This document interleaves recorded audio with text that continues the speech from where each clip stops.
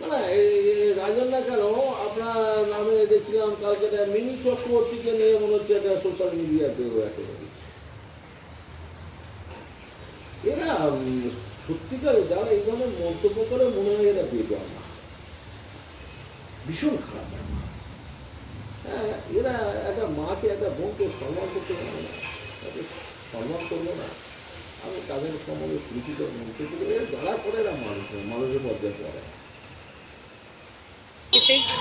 Cyber বিষয়ক আওতাভুক্ত আইনের অধীনে এই বিষয়টি যাবে এবং অবশ্যই তৎপরতার সঙ্গে তারা যেভাবে জিডিটি নিয়েছেন এবং তৎপরতার সঙ্গে অ্যাকশন শুরু করছেন, তাতে মনে হয় পশ্চিমবঙ্গে পুলিশ প্রশাসনকে অনেকে প্রশ্ন করে না।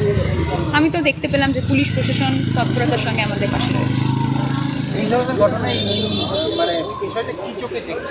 আমি দেখছি, দেখুন, এই সময় দাঁড়িয়ে আমাদেরকে আরও সেন্সিটিভ হতে হবে, কারণ সেন্সিটিভ না হলে আমরা ধর্ষণের বিরুদ্ধে আন্দোলন করছি, সেই ধর্ষণের বিরুদ্ধে আন্দোলন করতে গিয়ে আমরা একজন মহিলাকে ধর্ষণের হুমকি দিচ্ছি এবং তার রেট, তার দাম প্রকাশ্যে জিজ্ঞাসা করছি, বলছি।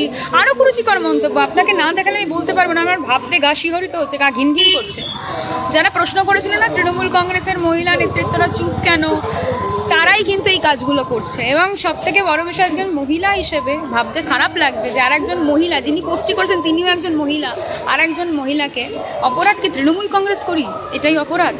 এবং মমতা বন্দ্যোপাধ্যায়ের অপরাধ কি, তিনি যিনি দোষ করেছেন, তিনি ঘৃণ্য অপরাধ করেছেন, ধর্ষণের মধ্যে তার ফাঁসি চেয়েছেন, এটা অপরাধ। তাই এইরকম নোংরা নোংরা মানসিকতার পরিচয় দেওয়া হচ্ছে। একজন মহিলা হয়ে আর একজন মহিলাকে ধর্ষণের বিরুদ্ধে আন্দোলন করতে গিয়ে ধর্ষণের হুমকি দিচ্ছেন, ঘৃণ্য মানসিকতা। সত্যিকারে যারা এই ধরনের মন্তব্য করে